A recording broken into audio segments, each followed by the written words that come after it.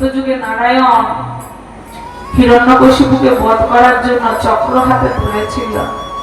দাপর যুগে কৃষ্ণ শিশুপালকে বধ করার জন্য চক্র হাতে ধরেছিল। ত্রেতা যুগে রাম রাবণকে বধ করার জন্য ধনুক হাতে নিয়েছিল। কিন্তু কলি যুগে চৈতন্য মহাপ্রভু জগাই মাধাই চাপাল গোপালের মতো মহাপাপীকে দমন করার জন্য কোনো অস্ত্র হাতে ধরল না, কেবলমাত্র হরি নাম রূপী প্রেম দিয়ে এই জগৎ মাতিয়ে দিল। আর তাই অহংকার ছাড়ো, গোবিন্দের চরণ দুখানা জড়িয়ে ধরে বলো গো না কৃপা করো। অনেক তপস্যার ফলে এমন স্বাদের মনুষ্য দেহ পেয়েছে।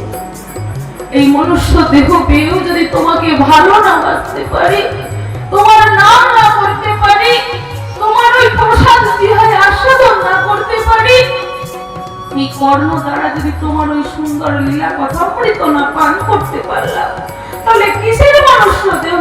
কি লাভ হলো এমন মনুষ্য দেহ পেয়ে?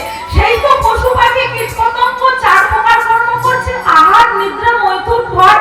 আর আমি মানুষ দেহ পেয়েও যদি সেই আহার নিদ্রা মৈথুন ভয় এই চারটি কর্ম করি, তাহলে সেই পশু পাখির মধ্যে আর আমার মধ্যে তফাৎ কি থাকবে?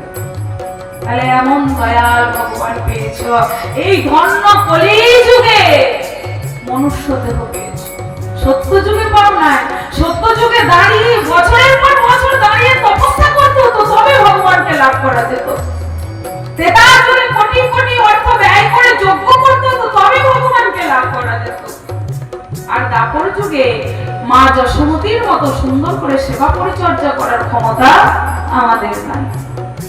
এই কলি যুগে মহাপ্রভু জানতেন যে কলিগত জীবের ধৈর্য হবে স্বল্প, তাদের আয়ু হবে স্বল্প, তারা হবে অন্নগত প্রাণ, তাই তাদেরকে মুক্তির জন্য খুব সহজ পন্থা দিতে হবে। তাই তিনি আসলেন, ভক্ত বেশে আসলেন, নিজে আচরিয়া এই জগৎকে শিক্ষা দিলেন কেমন করে কৃষ্ণ বলে কাঁদতে হবে। ভগবান হয়ে নদিয়া নবদ্বীপের মাটিতে কেঁদে কেঁদে ধুলোয় গড়িয়ে গড়িয়ে হা কৃষ্ণ শ্রী কৃষ্ণ জয় রাধে বলে কেঁদে কেঁদে গড়িয়ে চলে গেলেন। কিন্তু আমাদের এখনো মনে ভক্তি জাগলো না যে আমরা তো এত জায়গায় যাই, একটু নবদ্বীপে গিয়ে সেই মাটি পরিক্রমা করে আসি, আমাদের চরণ দুখানা সার্থক করে।